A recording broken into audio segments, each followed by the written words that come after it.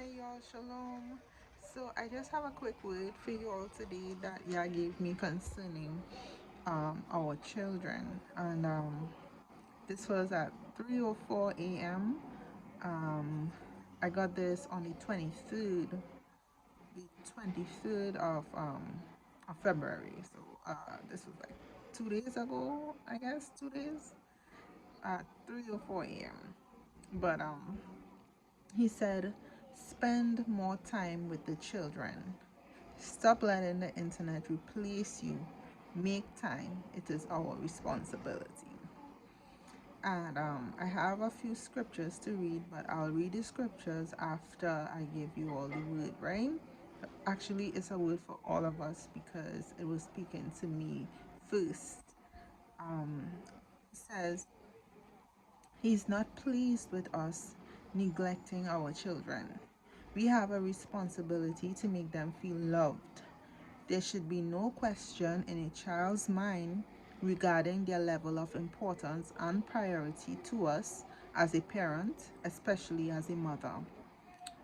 Our children are directly connected to us, directly connected to our hearts, feeling whatever we feel. If our hearts is not towards them for long periods of time, while we are in the same environment or in the same vicinity with them, they will feel it. So if you are around your child, but you're there, but it's like you're not there because they on their device, you on your device, or you just in a whole different world. Nothing is wrong with having your time, but he's speaking to like long periods of time. Like hours is passing, and there isn't any connection being made. So that is what that is speaking about, right? You're in the same vicinity, but long periods of time is passing without you connecting with your children.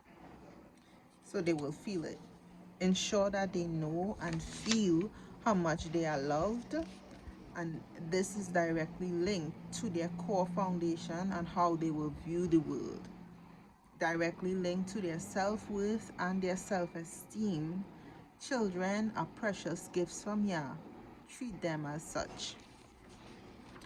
And I have a few scriptures here that speak to the importance of children, how important Yah views them, how important they are to us, and why he calls them a gift, right?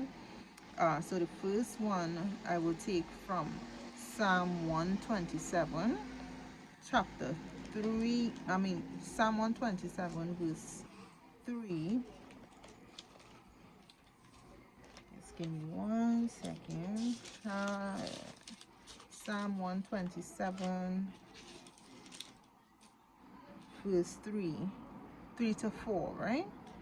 Said, Lo, children are a heritage of the Most High, and the fruit of the womb is his reward. As arrows are in the hand of a mighty man, so are children of thy youth. Happy is the man that hath his quiver full of them. They shall not be ashamed, but they shall speak with the enemies in the gate. This is how precious children are. This is how the Most High view children. He says they are a heritage of the Most High, and the fruit of the womb is a reward. They are a reward to us. All right, so we need to make them feel that they are a reward from the Most High. They should never at any point in time be made to feel less than that, because the Most High is not okay with them feeling less than. All right. The next scripture that I have is from Mark chapter 9, and I'll read. It's Mark chapter 9, verse 36, from verse 36, and it says, And he took a child and set him in the midst of them. And when he had taken him in his arms, he said unto them, Whosoever shall receive one of such children in my name receiveth me, And whosoever shall receive me, receive it, and whoever shall receive me, receive it not me, but him that sent me. And well, it went on, but I'll stop there. But basically, he is saying that he was using this child as an analogy to say that this is how we ought to be, like this child. We ought to be as children in the presence of the Most High. We ought to be as children, embody the characteristics and their innocence, their purity, and all of that, right? So it's crazy to think that children are not as important as they are, and not see the way that the Most High view them, because he actually says that in order to be accepted by the Most High, we have to become as little children, the very children that we make to feel as though they don't really have a place and a say in the world, right? So we need to really take some introspection as to how we really view our children and how we make them feel, and things of that nature. Like, they need to know that they are very important. And in that same Mark chapter 9, verse 42 says, "And whosoever shall offend one of these little ones that believe in me, it is better for him that a milestone were hanged about his neck and he were cast into the sea." So imagine children being that precious to the Most High, that if it's a child that believe in the Most High, he's saying that if it is you offend one of these children, it's better for you that you be dead, that you end up in the sea with chains on your neck, because the what you're going to face from the Most High would be even more dread. That you should fear the punishment that you will get from the Most High, opposed to you being thrown into the sea if you offend one of these little children. All right?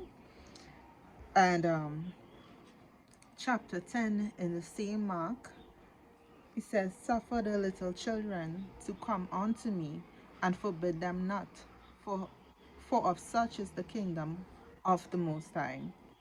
Verily I say unto you, whosoever shall not receive the kingdom of Yah as a little child, he shall not enter therein." And then he took the little children up in his arms, he took them in his arms, and he put his hands upon them and he blessed them. So while he was giving his analogy and had the children in the midst of him teaching his disciples, when he was done, he took them up in his hands and he blessed each of the children. He blessed each child. That's how precious he, has them in his heart and his mind. So we ought to view and see them the way that the Most High sees them, make them feel loved, make them feel cherished, and show them how important they are, not just to us, but to the Most High as well. All right? Peace, love, and divine purity. Shalom, guys.